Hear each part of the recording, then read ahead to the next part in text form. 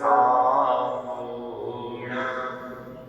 ऐसो पंच नमस्कारो सब पाप प्रणासनो मंगलाणं च सर्वेसिं पठमं हवै मंगलम् पठमं हवै मंगलम्।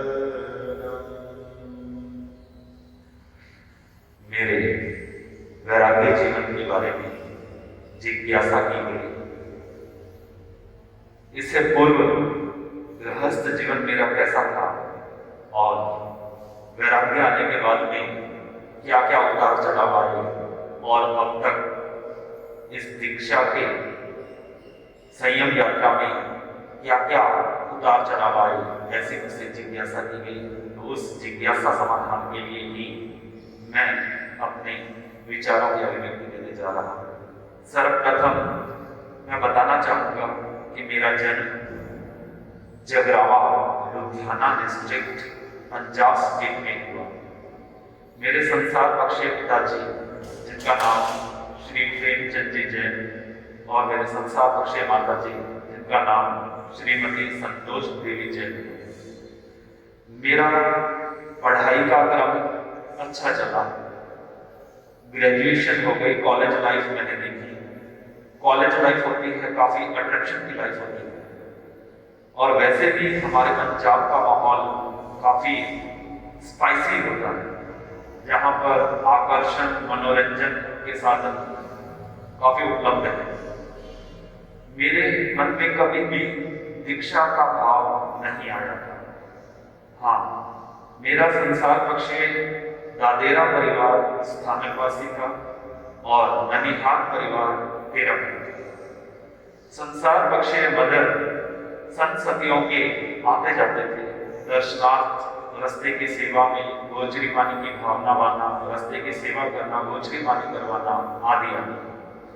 और जब भी जगरामा में चातुर्मास होता तो वहां पर संसार पक्षीय मदर जाया करते थे और साथ में मुझे लेकर जाया करते थे। मेरे भीतर में कभी ऐसा नहीं था कि मुझे वैराग्य आ जाएगा, कभी मैंने ऐसे गृहस्थ जीवन में नहीं सोचा था। परंतु चलते चलते सन 2008 की बात है, मेरी कॉलेज समाप्त हो गई थी और मैं उस समय संसार पक्षीय भाई मनोज जैन के साथ में बिजनेस कर रहा था। 3 साल मैंने लगभग बिजनेस किया स्टडी के बाद में। तो जब बिजनेस कर रहा था तो सन 2008 में साध्वी दीक्षा जी लाडनू वाले, उनका चातुर्मास जगरामा में उन्होंने घोषित किया। चातुर्मास के दौरान मेरे भीतर में तपस्या करने का भाव उत्पन्न हुआ। इसका भी एक निमित्त बना मेरे संसार पक्षीय मित्र राहुल जैन, जिनके माता जी उनका नाम भी संतोष देवी जैन था। उनके मास खमन तपस्या का अनुमोदन दिवस भवन में रखा गया था। मेरा भी वहां पर जाना हुआ। मेरे मन में सहज ही भाव आया कि ये लोग तपस्या कैसे कर रहे हैं, इतनी दुबली पतली काया फिर भी मास खमन कैसे करे। वो वहां से मैं मानता हूं कि वैराग्य का बीज था, वहां से वपन होना शुरू हो गया, या यूं कहूं वहां से अंकुरित होना शुरू हो गया। वो बीज तो भीतर में ही था। तो फिर मैंने शाम के समय अक्सर हम फ्रेंड संसार पक्ष में मित्र लोग शाम को घुमा करते थे। और उससे पूर्व बता दूं आपको कि हमारी लाइफ कैसे रही। कॉलेज लाइफ थी। कॉलेज लाइफ के दौरान लगभग 1 महीने में 4 मूवी देखने के लिए मॉल में लुधियाना जगरामा हम जाया करते थे और 20-20 दिन हमारा खाना बाहर ही होता था। रेस्टोरेंट, होटल, फड़ियों आदि आदि चीजों में ही हमारा खाना होता था। घर में तो महीने में 10 दिन ही खाना खाया करते थे। रात के समय कभी दोस्त के रुक जाते थे, कभी वो इधर हमारे यहाँ पर रुक जाते थे और घर पर फोन कर देते थे कि हम आज उधर ही सोएंगे। तो घर वाले भी ऐतराज नहीं करते थे क्योंकि हमारा जो संसार पक्ष में मित्र थे एकदम भाई बंधु ही। जैसे ही मैंने शाम के समय अपने मित्र राहुल जैन को बताया कि आज आपके मदर का अभिनंदन किया गया, तो मेरे मन में भी 28 की तपस्या करने का भाव था। तो उसने कहा कि ऐसे ही कोई तुम्हारे भाव आ गया होगा या किसी ने कुछ दान दिया होगा तो ये भाव आ गया। मैंने कहा नहीं नहीं, ये बात नहीं है, ये सहज ही भीतर से भाव आ रहा है। तो हम उसी समय, मेरे को अभी भी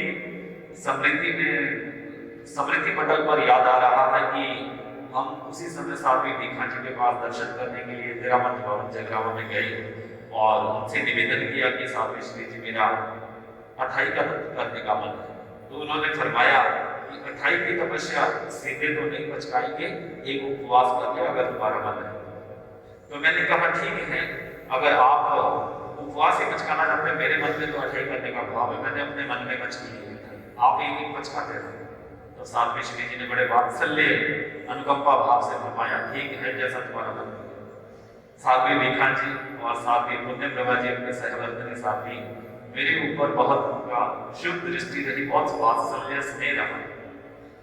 तो उपवास हो गया और मैं बेला पचकने के लिए भवन में आया। तो उन्होंने पूछा मजबूत रहोगे? मैंने कहा मेरा 28 करने का संकल्प एकदम दृढ़ है। तो बेला पचका दिया, कैसे करके तेला भी पचका दिया। तेले वाले दिन मैं घर पर बैठा था, तब संसार पक्षे मदर ने कहा कि अब व्यापार जब तक तपस्या चले तब तक व्यापार नहीं करना है और कहीं आना जाना नहीं है, घर पर रहो, जप करो, स्वाध्याय करो, सामायिक करो। तेले का समय चल रहा था और एकदम पेट में दर्द हो गया, सिर भी थोड़ा थोड़ा हल्का हल्का पेन करने लग गया। तब मेरी हालत देखकर संसार पक्षे मदर ने कहा कि तेले में तुम्हारा ऐसा हाल है तो आगे 28 कैसे करोगे? मैंने कहा ये तो होकर ही रहेगी। मैंने आचार्य भिक्षु का श्रद्धा लिया। संसार पक्षे मदर जो आचार्य भिक्षु का गुणगान किया करते थे, उनका जप किया करते थे, तो मैंने भी सहज उनके संस्कारों से पूरित होकर आचार्य भिक्षु का अपना इष्ट बना लिया। तो मैं आचार्य भिक्षु का जप कर रहा था और मन ही मन ये एक संकल्प दोहरा रहा था कि मुझे जैसे तैसे 28 तो करनी ही। तो आचार्य भिक्षु के आशीर्वाद से, उनकी ऊर्जा से मेरा 28 तक संपन्न हो भी गया। मैं 9 की तपस्या 9वें दिन साध्वी श्री जी को भावना पाने के लिए, गोचरी की पारने की भावना पाने के लिए गया भवन में और जाकर निवेदन किया कि साध्वी श्री जी आप पधारें, आपने फरमाया था कि मैं तुम्हारे 28 की तपस्या के बाद में घर पर पधारूंगी, स्वयं साध्वी श्री जी। तो मैं भावना भाई उनको और उन्होंने कहा कि ऐसा कर अश्विनी, मेरा गृहस्थ नाम अश्विनी जैन था। तो उन्होंने कहा अश्विनी ऐसा करो, अब 9 की तपस्या बचेगा। मैंने कहा नहीं नहीं साध्वी जी, मेरा तो 28 का ही भाव था, मेरा आगे बढ़ने का बिल्कुल विचार नहीं था।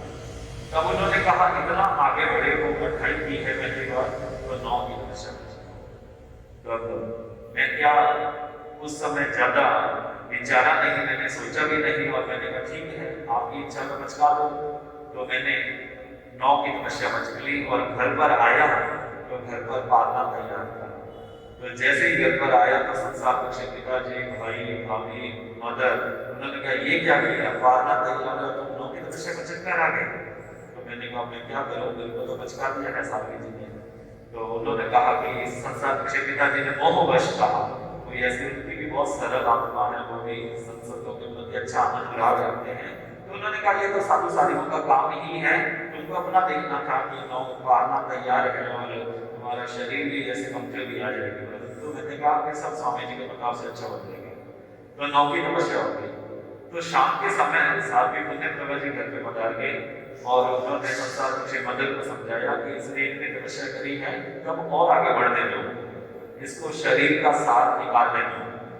तो मैं पास में ही पड़ा था, तो मदर ने मुझसे पूछा देख लो कैसे तुम्हारे ठीक हो तो तुम कर लो, साध्वी जी प्रेरणा दे रहे हैं। तो मैंने कहा ठीक है 9 आप आगे 10 बचका दिए। तो 10 बजे शाम को घर पर ही बचका गए।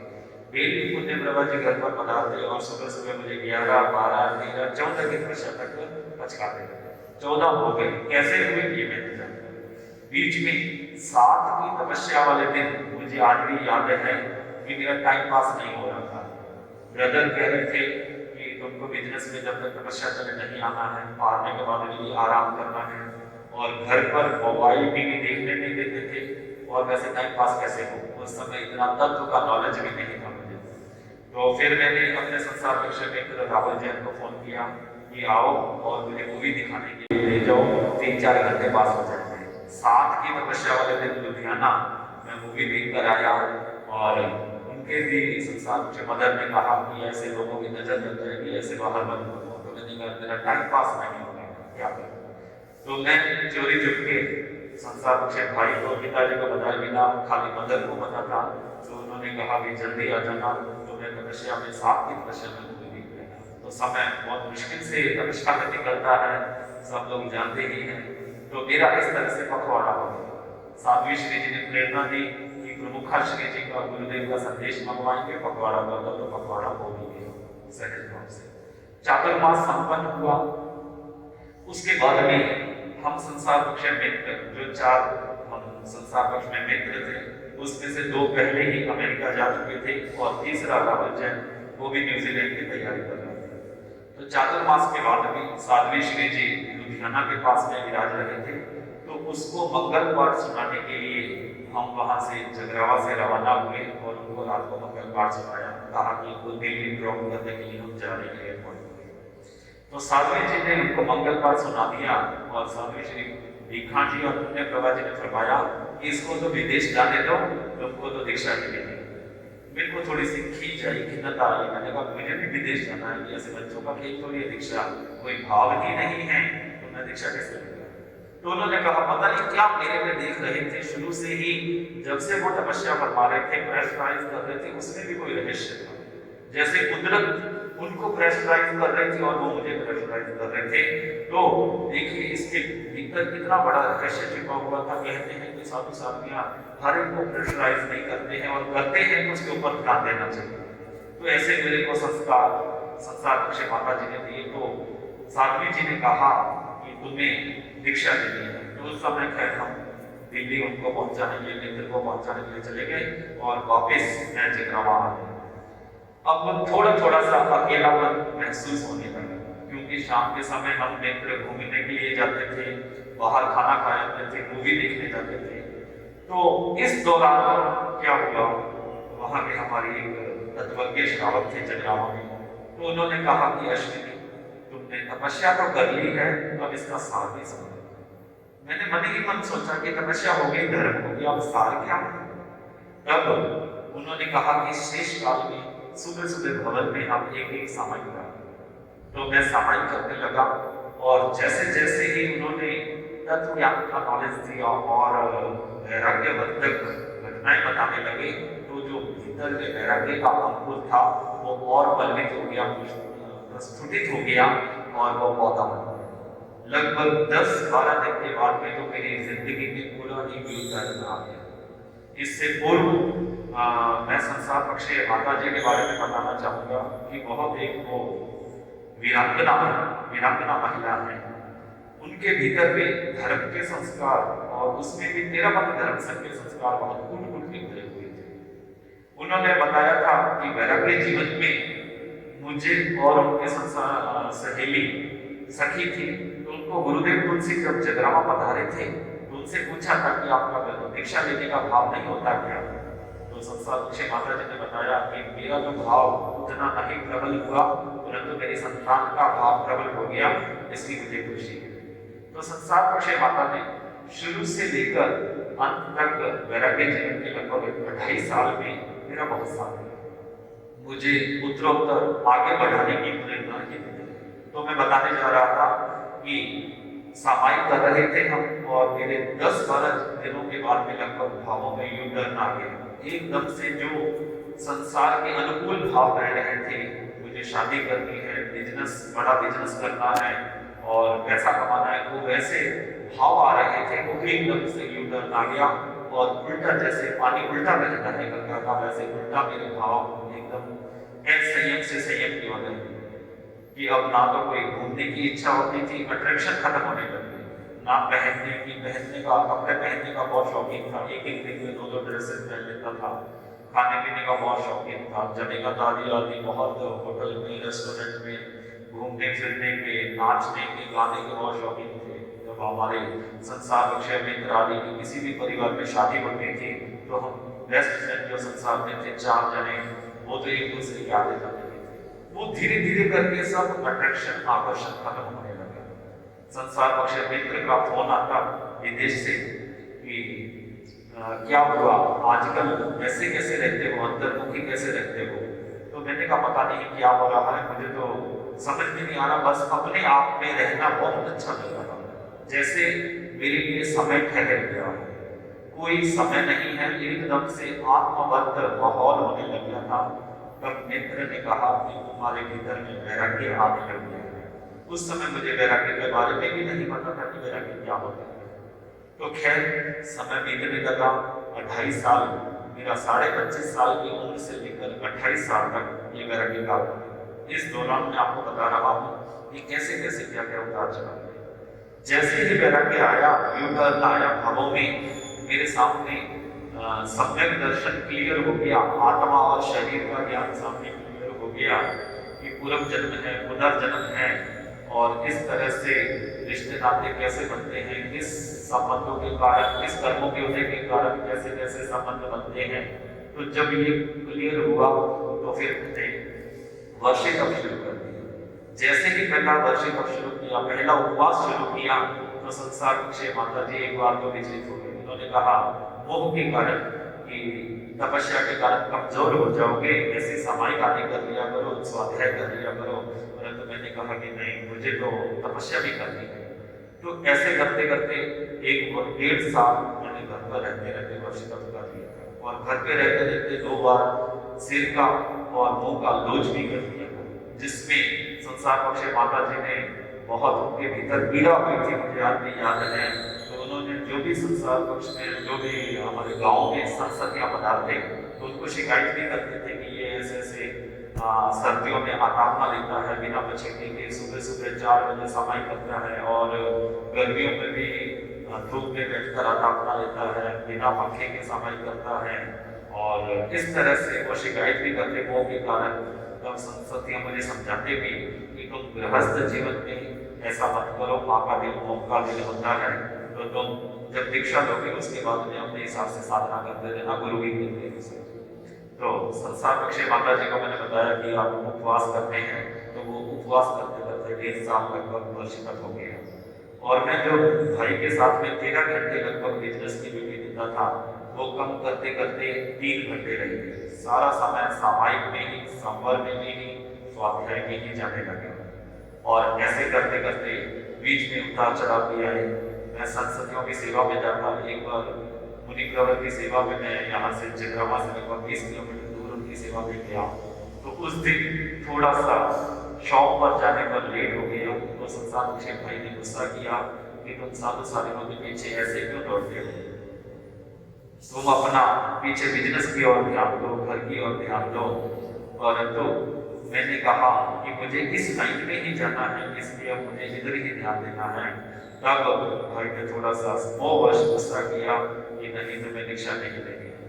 परंतु उस रात ही पता नहीं क्या हुआ, सुबह सुबह संसार बख्शे भाई, उनका बेटा, मेरा जाने संसार बख्शे भतीजा, उनको सुबह सुबह फीवर आ गया और आंखें बंद हो गई, बेहोश हो गए।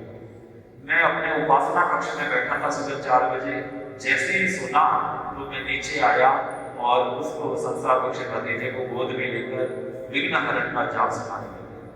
मैंने छाती से लगाए रखा लगभग 5 मिनट तक, और विघ्न हरण का कंटिन्यू जाप करता रहा। पता नहीं क्या हुआ, एकदम से आंखें खोली, उसने धड़कन चली और उनके सबके जीव जीव आया।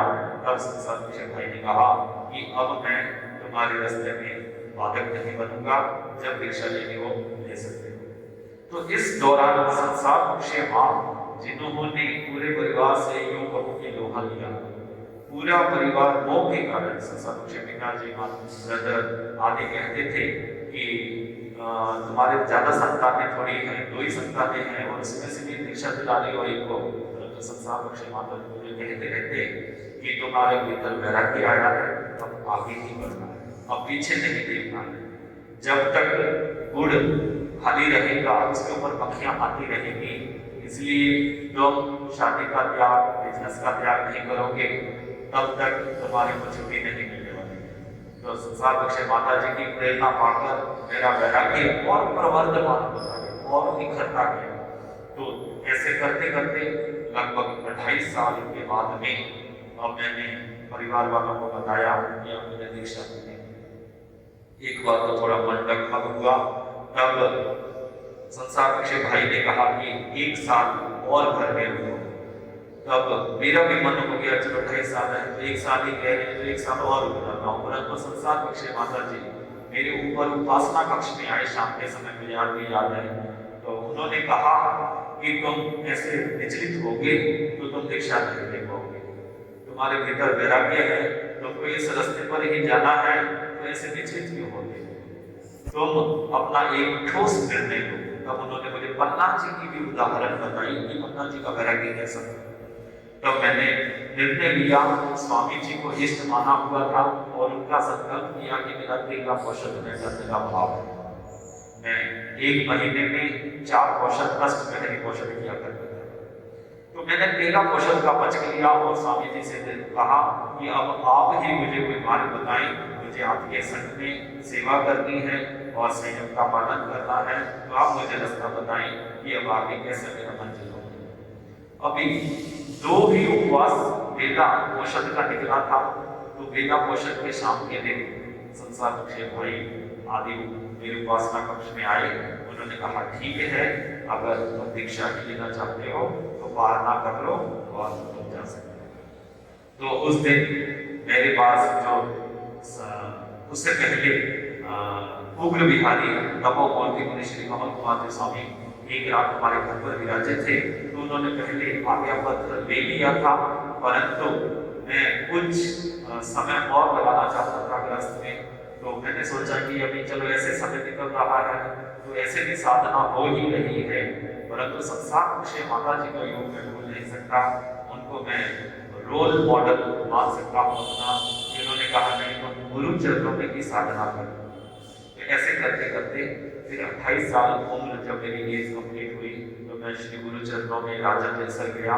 उस समय पूज्य आचार्य श्री महाश्रमण जी का मर्यादा महोत्सव राजा जैसर सरदार शहर चातुर्मास के बाद में सन 2011 का मर्यादा महोत्सव राजा जैसर करवा रहे थे। मैं गुरुदेव सन्निधि में आया और उनसे गर्भवत निवेदन किया, पूज्य प्रबल मुझे दीक्षा दी।